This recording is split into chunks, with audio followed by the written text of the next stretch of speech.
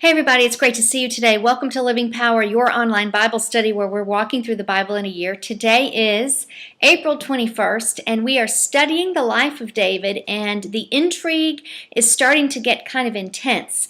We are really going to look at now the war that's going on between the house of David and the house of Saul. What I'd like to do today is to remind you who the people are in the narrative and to give you just a little bit of information about these people. What I'd like to do first is talk about Joab. Joab is the individual who stabbed Abner in the reading today. He is actually he's David's nephew. He is a son of one of David's half-sisters. So they are tight, David and Joab. They are related.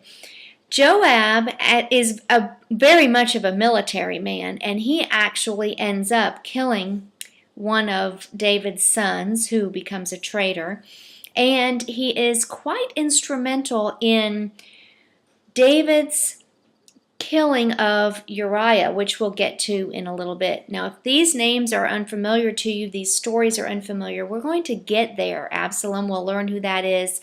Uriah, we'll learn who that is. But I know some of you know who these people are, and I just wanted to really paint a picture of the relationship between Joab and David. They are very tight. Joab has a great deal of influence over David. However, David at this point does not compromise on what he believes to be the difference between good and evil. Now, Abner is killed by Joab in the reading today, and he is actually the commander of Saul's army. Very important person. He's actually Saul's cousin. So I don't know how old they are, but they may have been around the same age. They're cousins, that's what we know.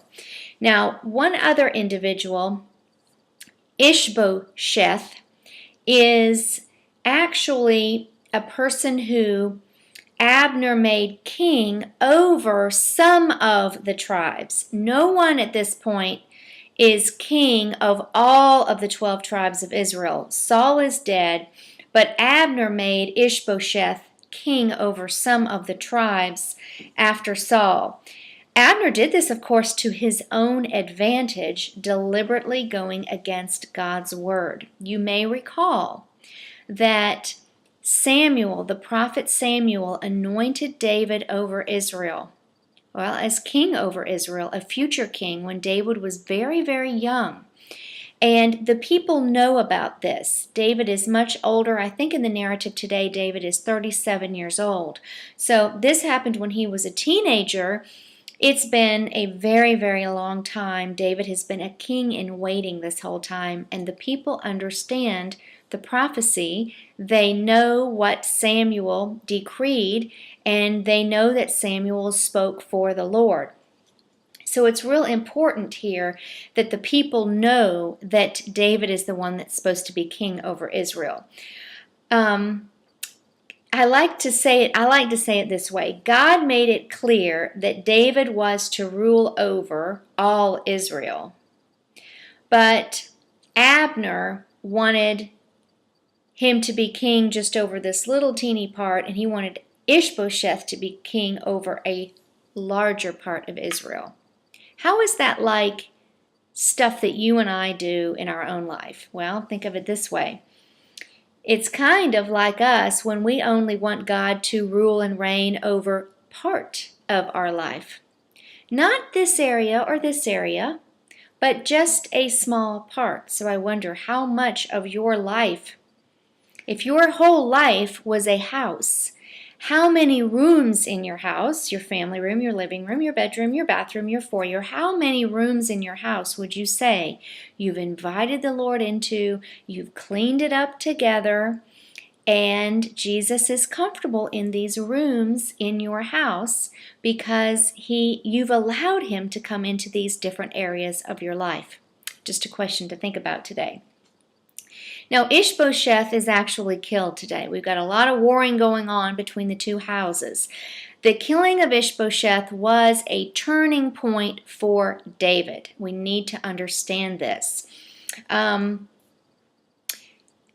David, however, didn't express pleasure, did he, when he found out that his own men on his side of the camp actually went in and killed Ishbosheth. You see, David, it's been said, has a heart like God. And he recognized that that was wrong, and here's why. David knew that God could elevate him to be king in the right time.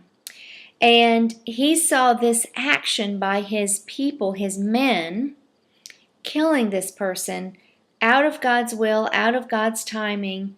And he saw that it was just them trying to get ahead of the Lord, taking matters into their own hands, dealing with it in the wrong way. I wonder, maybe you're facing an issue right now and you're impatient. You're impatient with the timetable of the Lord. You know, when we study the Bible, sometimes we see the word then something happened, but then doesn't turn out to be right then. It turns out to be many, many years later. Oftentimes the Lord promises something or has a calling on our life, but He requires that many years take place before the fulfillment of whatever that is. Maybe you're in that season of waiting. And during that season of waiting, the Lord will bring experiences into our life to train us, to prepare us, to mold our character so that when the right time comes for the fulfillment of whatever that promise is, we will be adequately prepared and we will be ready. So David is a man of God. He has a heart for God. He sees that this is wrong. And David, we could say at this point in his life, would not want to do evil so good might come of it. Makes no sense to David. He would not have wanted to act that way. So it's kind of like, you ever seen a movie with good and bad guys, and the good guys, when they capture the bad guy, they don't just kill him. They capture him and take him to jail and haul him off, and so that justice will be served. It's kind of like that. We don't want to do evil so that good might come of it. That's not God's way. And so if we think about Jesus for a moment and what Jesus did, Jesus shed his own blood so he could take the throne.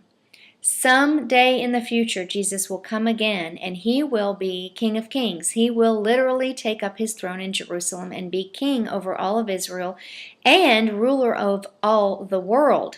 So Jesus, when he came the first time, shed his blood shed his own blood, own being the operative word here, to gain the throne. David was not going to shed anyone else's blood so that he could get it. There's kind of some alignment here going on, and I wanted you to see that. We are at the cusp of David taking over the throne of all the 12 tribes of Israel, and that is actually in tomorrow's reading. Tomorrow during the lesson we will review what were the 3 times that David was anointed. He was anointed 3 times, and we will look at his beginning steps. What would you do if you had just become king and you were uniting 12 tribes of your nation? What do you think the first steps would be that you would take? Well, tomorrow we're going to discuss that and see what David did. I hope you'll join me then. Blessings to you. I hope this lesson was a blessing to you, and I can't wait to see you again tomorrow. Shalom.